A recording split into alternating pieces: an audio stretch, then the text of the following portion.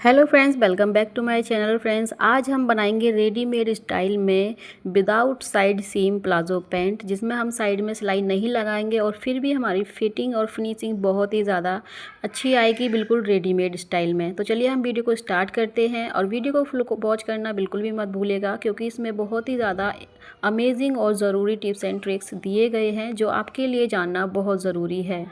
तो ये इसका साइज़ रहेगा एक्सेल साइज़। इसे आप एल साइज़ में भी पहन सकते हैं, यानी कि 36 से 38 हिप साइज़ के लिए ये परफेक्ट फिट में रहेगा। प्लाजो पैंट बनाने के लिए मैंने यहाँ पर टोटल 2 मीटर फैब्रिक लिया है। तो इस 2 मीटर को मैंने इस तरह से फ़ोल्ड करके रखा है लंबाई में। अब मैं इसको मेज़रमेंट करके आपको एक बार दिखा देती हूँ। तो देखिए यहाँ पर 39 इंचेस आ रहा है 1 फोल्ड में, क्योंकि ये 2 फोल्ड फैब्रिक है तो ये 2 मीटर का कपड़ा है पूरा। अगर आपकी लंबाई 36 इंच से ज़्यादा है तो आप 2 मीटर से ज़्यादा कपड़ा लें, यानी कि 2.25 मीटर कपड़ा ज़रूर से ले लें। ही फोल्ड करना है। मेरे फैब्रिक में प्रिंट जो है वो चौड़ाई में प्रिंट है, तो मैं इसे चौड़ाई में ही बनाऊंगी। अगर ये प्रिंट लंबाई में बना हुआ होता तो मैं इसे लंबाई में फ़ोल्ड करती। तो ये चौड़ाई में प्रिंट है, तो इसे लंबाई में इसका प्रिंट लाने के लिए इसको इस तरह से 4 फोल्ड करेंगे चौड़ाई में, जिस तरह से मैंने आपको यहाँ पर दिखाया है। बिल्कुल ऐसे ही फ़ोल्ड करना है। आपको बस अपने प्रिंट पर ध्यान देना है। साइड से एक्स्ट्रा कपड़ा ख़राब ना हो, इसके लिए आपको फैब्रिक उतना ही फ़ोल्ड करना है जितना कि आपका हिप साइज़ का 4th पार्ट हो, और आगे क्रॉच के लिए 2 से 3 इंच एक्स्ट्रा फ़ोल्ड करना है। तो यहाँ पर मैंने 16 इंच पर टोटल फैब्रिक को फ़ोल्ड किया है, बाकी जो फैब्रिक है वो हमारा बच जाएगा। तो इसी तरह से आपको फैब्रिक को 4 फोल्ड करके रख लेना है और बंद साइड अपनी साइड में रखनी है, और उसके बाद हम ऊपर की साइड से 2 इंच पर निशान लगाएंगे। और अगर आपके फैब्रिक में ऊपर तिरछा हो रहा है तो स्ट्रेट लाइन खींचकर कट कर दें, उसके बाद ही निशान लगाएं। उसके बाद इस लाइन को सीधे में ड्रॉ करना है। अब हम यहाँ पर 2 इंच से नीचे 14.5 इंच पर निशान लगाएंगे इस तरह से। इसी तरह से हमें दोनों साइड में 14.5 इंच का निशान लगाने के बाद इस वाली लाइन को भी स्ट्रेट में ड्रॉ कर देना है। अब हम यहाँ पर थाई का निशान लगाएंगे। तो 13 इंच पर थाई का निशान लगाना है। 13 इंच पर मार्क करेंगे थाई का। अब यही मार्किंग हमें ऊपर बेल्ट में भी लेनी है। सेम 13 इंच की मार्किंग हमें ऊपर करनी है। उसके बाद हमें इस लाइन को इस तरह से सीधे में मिला देना है।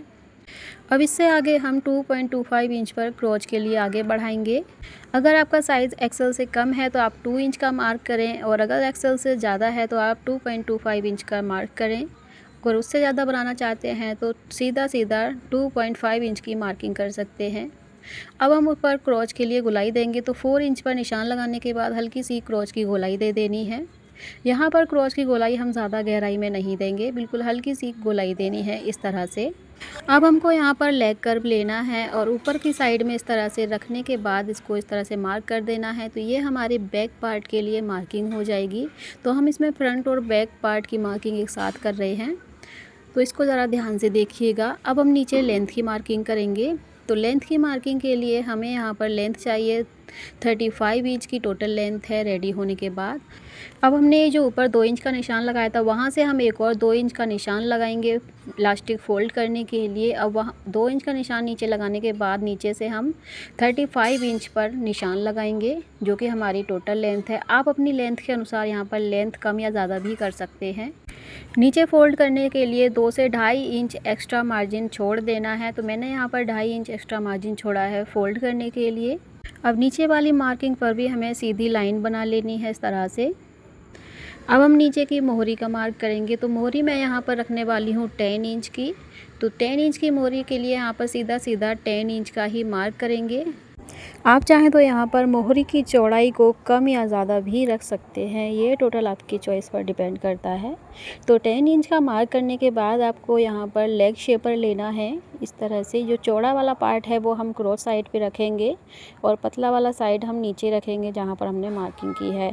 बस सिंपली हमें इसको इस तरह से मार्क कर देना है। लेग शेपर से हमारी जो मार्किंग होती है बहुत ही ज़्यादा परफेक्ट बनकर आती है। अगर आपके पास लेग शेपर नहीं है तो आप हाथ से भी इस तरह की मार्किंग कर सकते हैं। उसके बाद आप इसके बाहर 1 इंच की मार्किंग ऐड कर दें। तो ये वाली जो मार्किंग रहेगी हमारा 1 इंच का मार्जिन रहेगा। तो मार्जिन आपको ऐड करना बहुत ज़रूरी है, क्योंकि ये हम फिटिंग साइज़ में बना रहे हैं, इसमें मार्जिन हम यहीं पर ऐड करेंगे।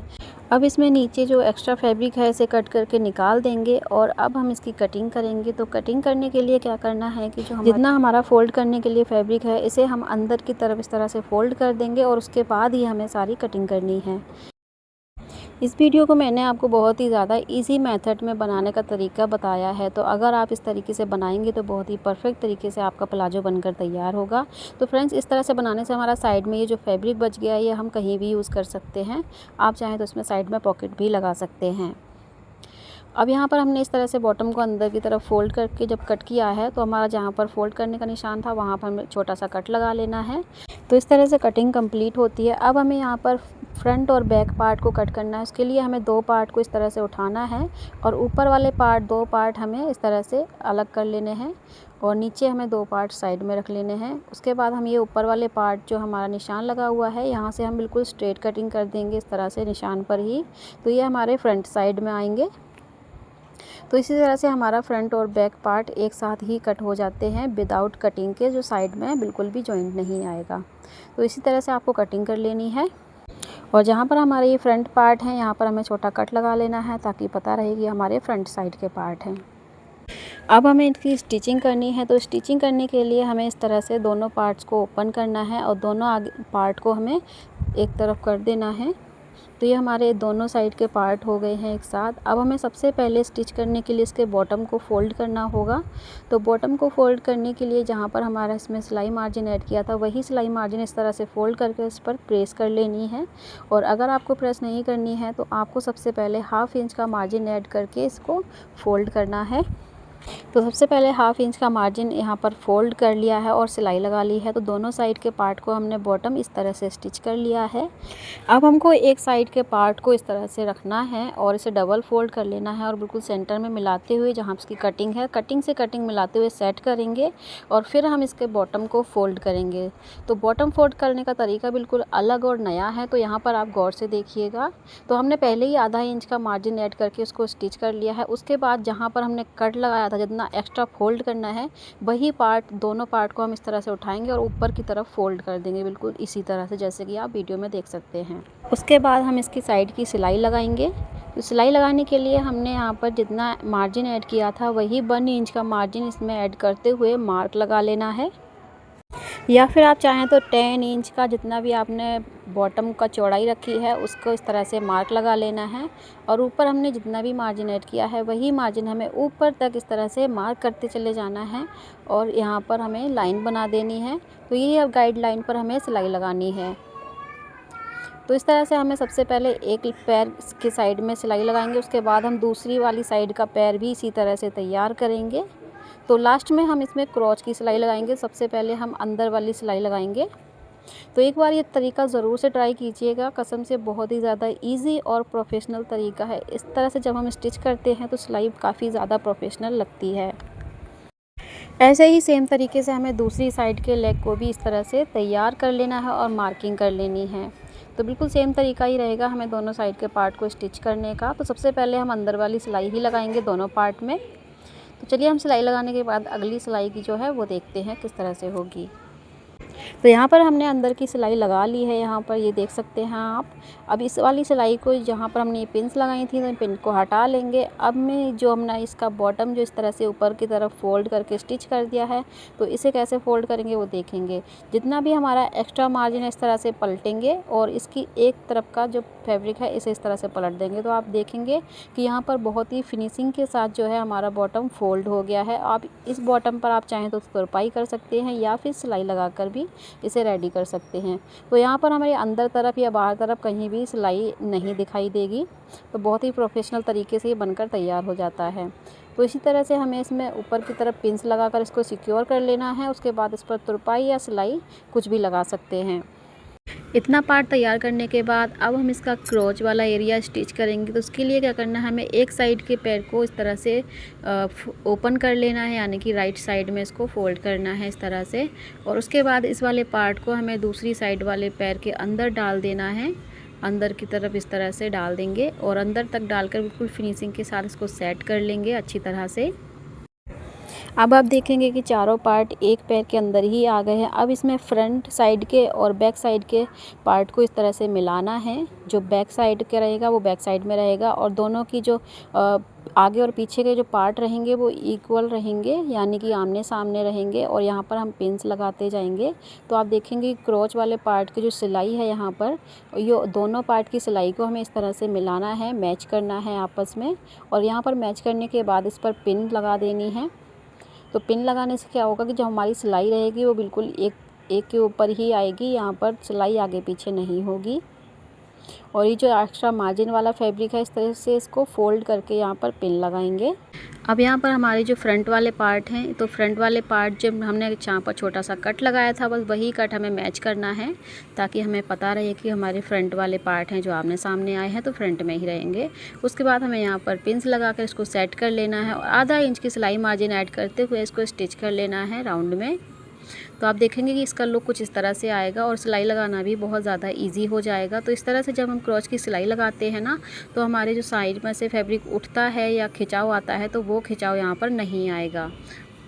तो सिलाई लगाने के बाद इसका लुक कुछ इस तरह से हो गया है और दोनों साइड के जो पार्ट हैं वो अंदर की तरफ ही हैं। तो सिलाई हमने क्रोच में लगा ली है, यहाँ पर आप देख सकते हैं। तो सिलाई लगाने के बाद क्या करना है कि जो अंदर वाला पार्ट है इसे इस तरह से बाहर करेंगे, तो ये देखेंगे कि हमारी जो सिलाई है वो एकदम परफेक्ट तरीके से लग चुकी है। अब हमको इसमें इलास्टिक डालनी है। तो इलास्टिक डालने के लिए हमारी जो दोनों पार्ट की जितनी भी इसमें चौड़ाई आ रही है, हमें उतनी ही इलास्टिक लेनी है। बस इसमें 1 इंच ऐड कर देना है। तो इस तरह से जब हम इलास्टिक लेते हैं तो इलास्टिक का फार्मूला बिल्कुल सही आता है। अगर आपको इस तरह से इलास्टिक नहीं लेनी है तो आपका कमर साइज़ जितना भी है, आपको उसमें 3 से 4 इंच कम करके इलास्टिक ले लेनी है।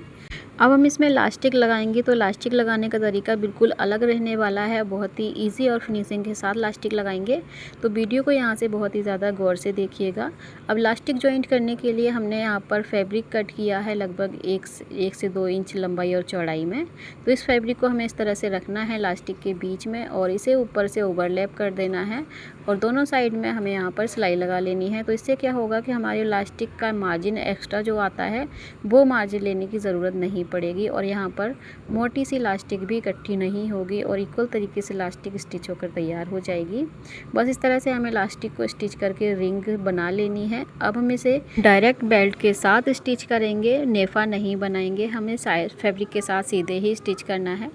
अब हमको प्लाजो लेना है और ये इलास्टिक लेनी है। तो इलास्टिक को हम इस तरह से रखेंगे और इसके अंदर से प्लाजो वाली ऊपर वाला पार्ट जो है इस तरह से अंदर की तरफ डाल देंगे और यहाँ पर हम आधा इंच का फैब्रिक इलास्टिक के ऊपर ऐड करते हुए इसको स्टिच करेंगे। और ध्यान रखना है कि फैब्रिक जो है हमारा प्लाजो जो है वो रॉन्ग साइड में ही हम इलास्टिक को स्टिच करना शुरू करेंगे। तो आप यहाँ पर वीडियो को बहुत ही ज़्यादा गौर से देखिएगा ताकि आपको कोई कन्फ्यूज़न ना रहे। तो इसी तरह से आधा इंच का फैब्रिक जो है ऐड करते हुए इसको स्टिच कर लेना है राउंड में। इस तरह से इलास्टिक को जब हम स्टिच कर लेंगे उसके बाद हमें इस तरह से फ़ोल्ड करना है। एक बार फ़ोल्ड करके उसको दोबारा से फ़ोल्ड करेंगे और इलास्टिक वाले पूरे पार्ट को दबा देंगे अंदर की तरफ। अब इसके ऊपर से हम फिनिशिंग के साथ सिलाई लगाएंगे। तो इससे जो है इलास्टिक डालते हैं जब इस तरह से, तो हमारा जो नेफ़ा है वो परफेक्ट तरीके से बनता है और नेफ़े में कोई भी झोल नहीं आता है और इलास्टिक की फिनिशिंग बहुत ही प्रोफेशनल आती है। तो एक बार आपको ये वाला तरीका भी ज़रूर से ट्राई करना है। इस तरह से हम एक सिलाई इसके ऊपर से लगा लेंगे, उसके बाद हम दूसरी सिलाई इसके सेंटर में से लगा देंगे या फिर ऊपर के कॉर्नर पर से लगा देंगे। तो इससे फिनिशिंग हमारी बहुत ज़्यादा बढ़ जाएगी। तो इसी तरह से हम इलास्टिक को डालकर तैयार कर लेंगे। तो आप देखेंगे कि इलास्टिक का लुक इस तरह से आएगा। अब हमने इसमें जो बॉटम फोल्ड किया था इसके ऊपर से सिलाई लगा लेंगे। तो मैं इसको सिलाई लगा कर ही तैयार करूँगी, आप इस पर तुरपाई भी कर सकते हैं।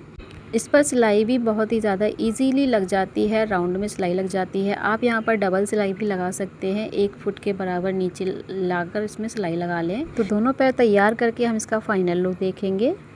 तो ये देखिए फ्रेंड्स, इसका रहा फाइनल लुक। आप देख सकते हैं काफ़ी अच्छी फिनिशिंग में ये बनकर तैयार हुआ है। इसके नीचे के पहुँचे जो हैं और इलास्टिक वाला पॉइंट भी बहुत ही अच्छी फिनिशिंग में बना है। नीचे का बॉटम रेडी करने के बाद हमारा जो है बिल्कुल 10 इंच पर ही तैयार हुआ है और बिल्कुल ऊपर की जो लेंथ है हमारे ट्राउज़र की वो भी 35 इंच पर बनकर तैयार हुई है। तो फ्रेंड्स इसी तरह से आप एक बार ज़रूर से ट्राई कीजिएगा। अगर कोई भी प्रॉब्लम आपको दिखे या कुछ समझ में ना आए तो प्लीज़ कमेंट करके आप हमें ज़रूर से बताइएगा। आप देख सकते हैं जिस तरह से हमने इसका आसन स्टिच किया था या क्रॉस स्टिच किया था, तो इसकी स्टिचिंग जो है हमारी चारों जो स्टिचिंग लाइन है आपस में बिल्कुल सेंटर में मिल रही है। तो इससे हमारा आसन भी खींचेगा नहीं और बैठने उठने में भी प्रॉब्लम नहीं आएगी।